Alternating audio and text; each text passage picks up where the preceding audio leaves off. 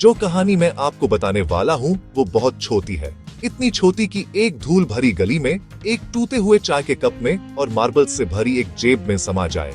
यह एक छोटे से गांव से शुरू होती है जहां आसमान करीब लगता था और समय इतना धीमा हो जाता था कि आप अपनी धड़कन सुन सके। मैं हर गर्मी में वहां जाया करता था। बस मुझे धूप से तपती सड़क पर छोड़ देती थी और गर्मी मुझे एक गले लगाने की तरह घेर लेती थी। कोई हमेशा दूर से मेरा नाम पुकारता था, कोई चचा, कोई पड़ोसी या कोई बच्चा जिसके पास हवा के लिए बहुत बड़ी पतंग होती थी। कोने पर एक चाय की दुकान थी, टीन की केतली, टूटे हुए गिलास और इलायची जिसकी खुशबू से हवा मीठी हो जाती थी। पुराना रेडियो ऐसे फुसफुसाता था जैसे कोई राज बता रहा हो। मैं वहां खड़ा होकर काउंटर पर अपनी उंगलियां बजाता, ऐसे दिखावा करता जैसे मैं अपनी उम्र से बड़ा हूँ। एक आम का पेड़ था जिसमें एक टायर का झूला लगा था जो ऐसे चरचराता था जैसे यूं हर बच्चे का पता हो जो कभी उसके नीचे हंसा हो। हम खुद को उछलते, पैर आसमान की तरफ, ये मानते हुए कि जितना ऊंचा उतना ज्यादा खुश। आमतौर पर ऐसा ही होता था।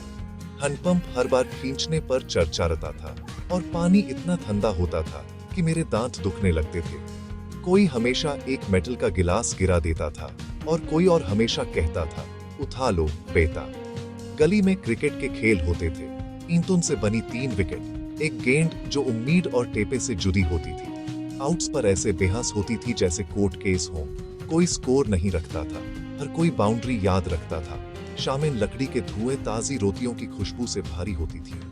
कहीं दूर एक मंदिर की घंटी, एक बकरी जो जिंदगी से असहमत थी और हंसी कगास की नवों की तरह तैरती हुई। जब मानसून आता था तो पहली बारिश की बूंद परफेक्ट टाइमिंग के साथ एक आशीर्वाद जैसी लगती थी। रात में तारे बहुत तेज होते थे। हम छत पर लेटकर सैटेलाइट्स गिनते थे जैसे कि हम भविष्य पर नजर रख रहे हों जो चुपके से गुजर रहा हो। बात यह है, मैंने वो गांव छोड़ दिया। मैं बड़ा हो गया, कैलेंडर्स, डेडलाइंस, पासवर्ड्स सीखे। लेकिन कभी कभी एक खुशबू, एक आवाज, एक टूटा हुआ कप, एक धागा खींचता है और अचानक मैं फिर से उस गाली में हूँ। उस आम के पेड़ के नीचे, जूते धूल भरे, दिल हल्का। शायद यादें यही होती हैं, छोटे छोटे गांव जिन्हें हम अपने साथ लेकर चलते हैं। ऐसी जगह हैं जो बड़ी दुनिया को फिर से छोटा महसूस कराती है। अगर आपके पास ऐसी कोई जगह है तो आज रात उस धागे को खींचो, देखो वह आपको कहां ले जाता है।